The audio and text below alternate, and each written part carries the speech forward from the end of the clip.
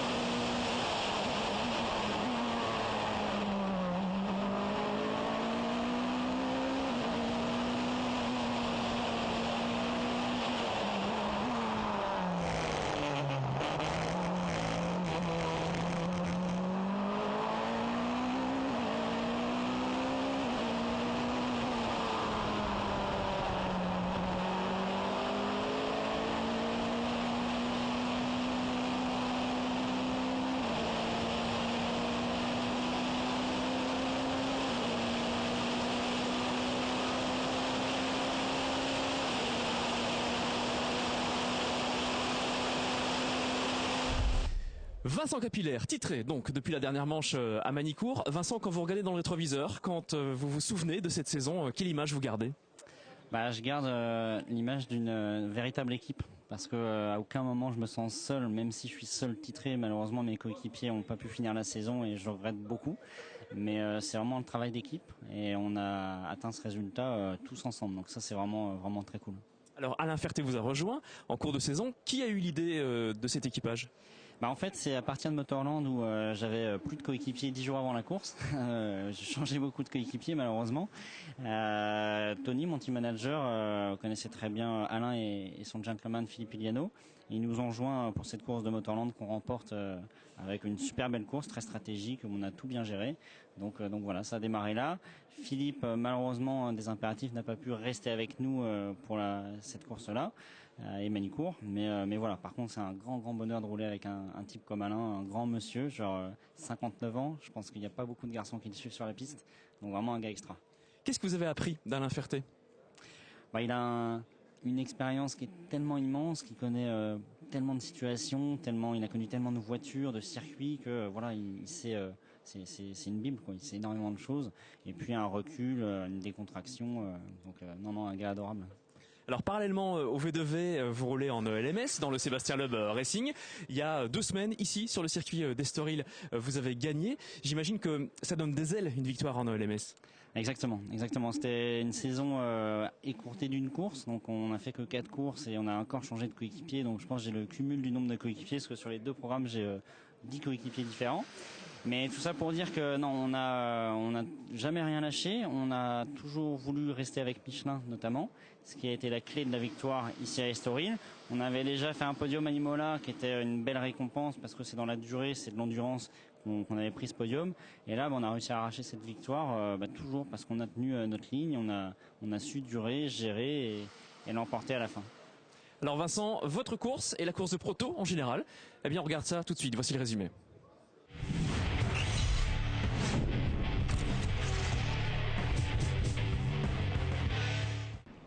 En pole position, c'est précisément le duo Capillaire-Ferté que l'on retrouve. À leur côté, la surprise Gibson-Bradshaw. Troisième, les gentlemen Bazot, Thirion, Rion. Et à la 4e place, Mathieu et Jean-Baptiste Lahaye. Une averse violente s'abat sur le circuit 3 minutes avant le départ. La direction de course décide que les premiers tours de piste se feront sous régime de voiture de sécurité. Les premières minutes de course sont marquées par plusieurs faits d'armes. Tout d'abord, la remontée de Romain Wozniak sur cette Norma numéro 56. En 20 minutes, il est passé de la 7e à la première place. Ensuite, l'épatant Timothée Buré sur cette numéro 2 déjoue les pièges de la piste. Il remonte de 12 positions en l'espace de 25 minutes. Il pointe désormais à la 4e place. Sur cette piste qui va en s'asséchant, le plus éblouissant de tous, c'est Thomas Akari. En une demi-heure, il va reprendre 18 concurrents et s'installer en tête au détriment de Wozniak qui part à la faute. Ces 30 premières minutes de course sont également le théâtre d'autres soucis pour des acteurs majeurs du V2V. La 28 de Molinier-Wolf doit faire un passage dans le box.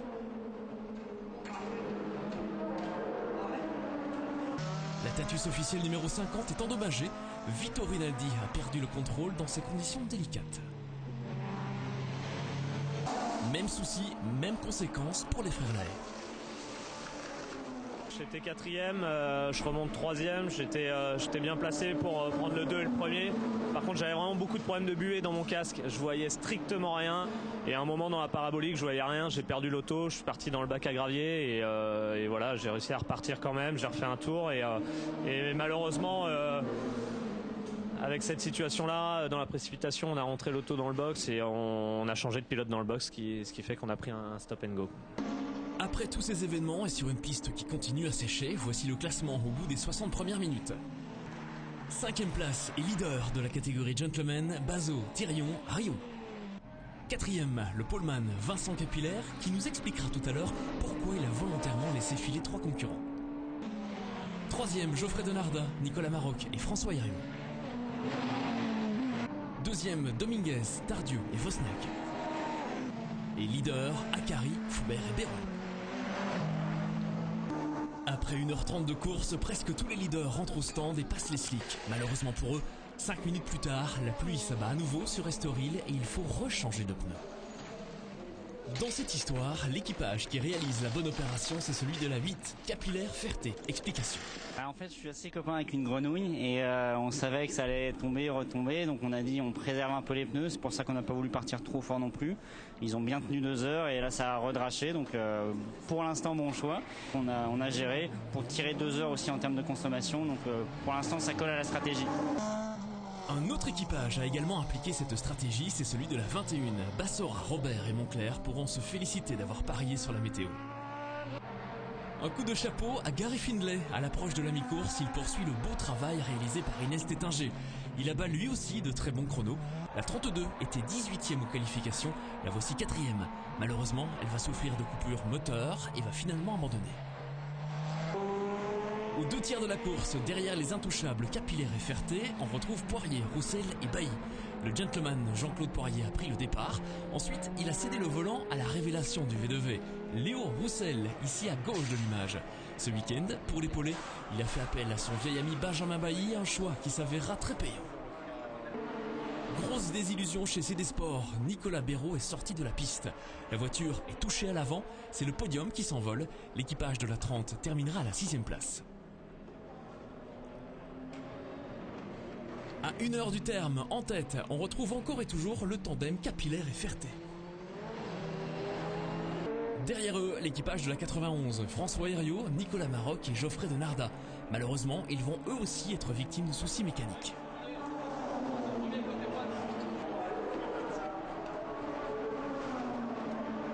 Dans la catégorie Gentleman Driver, à 1 heure du terme, le titre est en vue pour Bruno Bazo, Philippe Thirion et Jean-Loup Rion. Ils sont 8e au général et leaders de leur classe. J'ai fait vraiment un super relais, très très chaud, parce que en slick sous la pluie c'était vraiment très très chaud. Mais vraiment j'ai pris beaucoup de plaisir, c'était vraiment exceptionnel. Il reste 60 minutes de course, voici le classement. 5e, la Norma 56. Dominguez, Tardieu et Wozniak font une très belle course. 4e position pour Trouillet, Gauvin et Clairet. Sur leur ligier, ils cravachent et remontent sur les très réguliers Bassora, Robert et Moncler qui sont 3e. 2e, Poirier, Roussel et Bailly sur la Tatuus numéro 19. Et en tête, bien au chaud avec 3 tours d'avance, les inséparables Capillaire et Ferté. La fin de course est marquée par une frayeur dans le box de Extrême Limite. Lorsque Benjamin Bailly sort de la voiture après un relais de 90 minutes, il doit s'allonger au sol et être pris en charge. Explication. Ce qui s'est passé, c'est que pendant les essais, j'ai roulé avec le baquet de mes coéquipiers qui sont un tout petit peu plus petits, un peu plus étroits. Et sur des séances de 2 tours, de 5-10 minutes, j'arrivais pas à sentir que le baquet me convenait pas, en tout cas autant. Et ici, pendant 1h30, j'avais une pression au niveau des épaules, ça m'a coupé la circulation sanguine et j'avais une énorme douleur au niveau des épaules. Et bon, j'ai dû forcer pendant 45 minutes pour finir le relais, c'était pas facile. Victoire incontestable de Ferté et Capillaire, suivie par Roussel, Poirier et Bailly. Et sur le fil, on retrouve en 3e position Clairet, Gauvin et Trouillet. Yann, c'est vous qui avez terminé sur un rythme hyper élevé. Bah ouais, en fin de compte, je suis sur le rythme que l'équipe est capable de faire. Je sais qu'on a la meilleure voiture du plateau, ça j'en suis convaincu. L'équipe fait du super boulot, les gars, c'est que leur 4e course en V2V, ils ont jamais fait de proto de leur vie. Donc leur chapeau, c'est surtout à eux deux parce qu'ils n'ont pas fait d'erreur, ils ont ramené la voiture et c'est une belle récompense pour tout le Graf Racing. Le classement final du championnat, le voici. Vincent Capillaire, champion. Christian Vallier-Augior et Timothée Buret sont 2e, vice-champion donc. 3e place pour Dany-Louis Piala, 4e Ferté. 5e du classement, Frédéric Gélin. À la 6e place, Akari Foubert-Béraud. Les champions, catégorie Gentleman Driver, ce sont Bazo, Thirion et Rio. Dans un instant, la grande finale des GT, mais avant ça, place au promoteur du V2V, Eric Van de Wever. Quel est votre bilan de la saison 2014 ?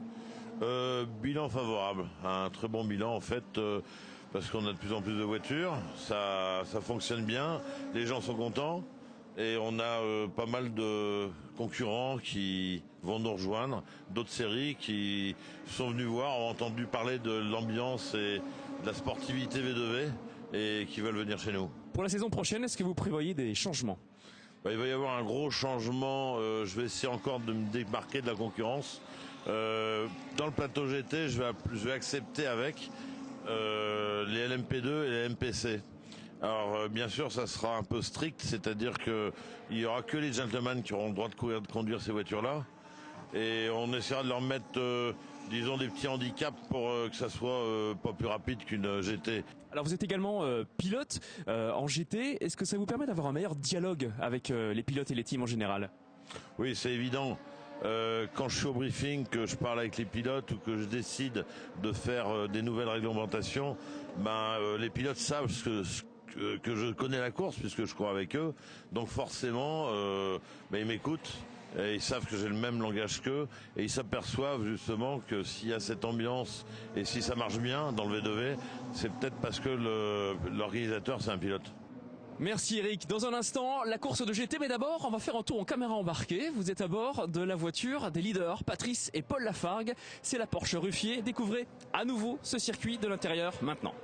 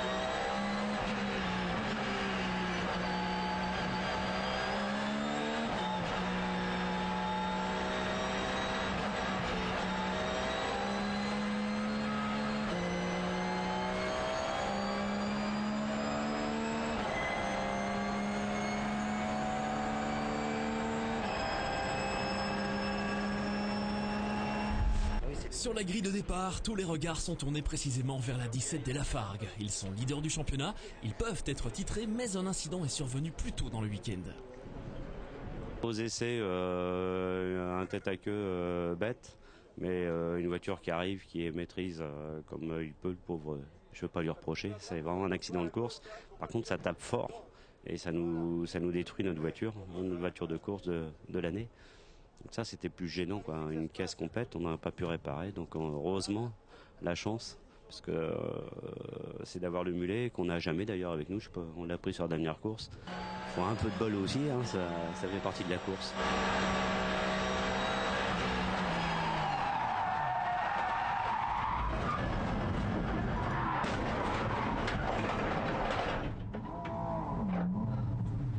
Merde, ça a tapé là. Très mauvais scénario donc pour les Lafargue qui partiront de la 7ème place. C'est Paul qui prendra le départ. Le meilleur chrono des essais a été réalisé par la Ginetta numéro 55. À la 2e place, la Ferrari Ombra, pilotée entre autres par l'ex-pilote F1 Montermini. 3e place pour Canaroglu et Campos. Les 2e du championnat, Pagny, Perrier, Bouvet, sont 4e sur la grille. 5e, Bachelier, Blanc et Malégol. Et 6e chrono des essais pour la 007 de Ansel Blasco et Gibbon. Excellent départ de Jean-Bernard Bouvet sur la Ferrari rouge numéro 2. Dès le premier virage, il s'empare du commandement de la course. Début d'épreuve extraordinaire également pour le tout récent champion de Carrera Cup France, Côme Ledogard. En moins d'un quart d'heure, il a repris 8 positions et s'affiche désormais à la 2e place. La remontée a commencé pour les Lafargue. Après 15 minutes, Paul a gagné 2 places et est donc 5e. Mais il est menacé par Mike Simpson, le pilote officiel Ginetta. Son équipier lui a rendu la voiture 7e. Il entame une remontée exceptionnelle qui va malheureusement être interrompue à la première heure de course par une rupture de courroie. L'épreuve a débuté depuis 70 minutes, c'est le moment des premiers passages par les stands. Côme Ledogard passe le relais sur la Porsche Almeras. On a eu un peu de réussite en début de course, mais ouais, j'étais aussi assez en forme, assez à l'aise avec une voiture vraiment super équilibrée, donc c'était top. Vous avez l'air inquiet par rapport aux pneus, qu'est-ce que vous vérifiez? Ah non, pas inquiet du tout, je regarde juste l'usure des pneus pour pouvoir juger après avec l'équipe si on fait des doubles relais ou non. Désillusion une nouvelle fois dans le clan de la Mosler numéro 14. La voiture va rester de longues minutes dans le box pour réparer les conséquences d'une sortie de piste. L'équipage finira par abandonner à la mi-course. La lutte fait rage pour les prétendants au titre. La 17 et la 2 passent en même temps au stand. Les Lafargue, père et fils, sont peut-être à quelques heures d'un titre de champion. C'est dur parce que la voiture, on change de tout au tout. Avec la voiture de réserve, c'est pas facile à emmener. Et je suis vraiment plus habitué à piloter cette voiture-là. J'ai bouffé tous les pneus arrière. Non, j'ai peiné. Franchement, si on arrive à faire quelque chose, ça sera beau parce que là, c'est vraiment dur. La voiture n'est pas bien réglée. On fait avec ce qu'on a. Après, on n'a pas besoin de chasser. C'est les autres qui chassent, mais bon, voilà, c'est dur quand même. À la mi-course et après une brève averse, le classement est le suivant. 5e place pour la Porsche Lorient Racing numéro 007. 4e et leader du GTV2, la voiture sœur de Lelièvre, Paulette et Nérial. À la 3e position, les Lafargue. 2e, leur concurrent direct, c'est-à-dire la Ferrari Visium. Et les leaders sont Cordoni, Zanutini et Montermini. Après ses ennuis de courroie, la Ginetta G55 remonte dans le classement. Le Britannique Tom Oliphant réalise d'excellents chronos. Comme d'autres, il choisit de monter les slicks au plus mauvais moment, c'est-à-dire juste avant une averse intense. La voiture de sécurité est déployée, tout le monde rentre, y compris les leaders. Andrea Montermini, le prof, se prépare à prendre le relais de son élève Marco Zanutini. He's speaking a lot at the radio. He told Il you, parle beaucoup à la radio, il vous a dit de faire attention à l'aquaplaning. Yes, now is very difficult. Ouais, c'est très difficile maintenant. Beaucoup de pluie, beaucoup d'eau, partout sur la piste. C'est très difficile, même à 50 km/h, même derrière la voiture de sécurité. Il reste 2 heures de course. Dans ces conditions météo dantesques, seuls 2 hommes roulent en dessous des 2 minutes au tour. Tout d'abord Mike Simpson sur la Ginetta et ensuite Andrea Zanardi sur la Ferrari de tête. Il se tire la bourre et se renvoie la politesse par chrono interposé. Malheureusement, à 45 minutes du terme, la Ginetta est immobilisée en piste et devra abandonner. En GTV2, il faut saluer la très belle course de l'équipage de la 63. Le Lièvre, Paulette et Nérial pointent à la 5e place au général et mènent leur classe. Ah ben on est heureux pour le moment, oui, maintenant il faut que ça continue et bon, Philippe roule très très bien, donc je pense qu'on va garder notre position, mais il y a des concurrents derrière nous qui risquent de nous remonter parce qu'il y a des gens très très performants qui vont finir la course. Je pense à l'équipage de la voiture Tremblay. Voilà, mais bon, Philippe va faire tout ce qu'il faut pour essayer de rester en tête. Et finalement, il n'y aura même plus à craindre la voiture de Gérard Tremblay, Pierre Martinet et Comble de Gare, puisqu'elle va d'abord s'immobiliser dans le bac à gravier et ensuite marquer un stop and go de 80 secondes. La 63 va donc bel et bien remporter sa classe et terminer 3e au général.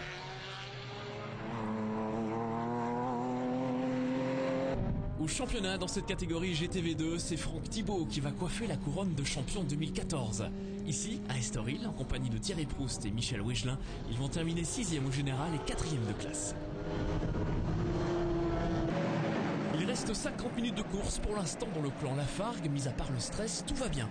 Ils sont 3e, la Ferrari Visium est 2e, ça signifie que le titre est virtuellement en poche.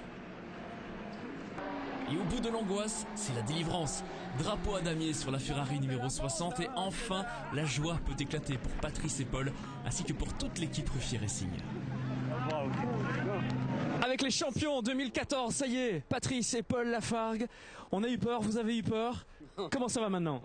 Ça va nettement mieux, mais peur, ouais, je ne sais même pas trouver les mots parce que c'est pire que ça. J'ai vécu les dernières minutes d'angoisse incroyables. Et dans la voiture? J'ai évité de voir la fin. J'avais un peu trop les jetons pour être honnête. L'objectif c'était de tenir la voiture et franchement voilà, c'était galère et on y est arrivé. C'était dur. Mais... Si vous retenez une image de l'année, une seule? Oh non, il y a plein d'images, moi je sais pas une image. Peut-être la victoire qu'on a fait tous les deux, mais l'image, tiens, là. Regarde mon fils avec le sourire, la banane comme ça c'est la meilleure image que j'ai au bout de la saison. Avec 7 petits points et demi d'avance sur Pagny, Perrier et Bouvet, les Lafargue père et fils remportent donc le championnat V2V 2014. En GTV2, confirmation du titre pour Franck Thibault sur l'Audi R8 LMS. Et voilà, terminé pour la saison 2014 en V2V. Dans quelques semaines sur Motors TV, nous vous proposerons un résumé global des 5 catégories. Mais d'ici là, comme d'habitude, cette émission-ci est à voir et à revoir sur notre site internet. Portez-vous bien, salut.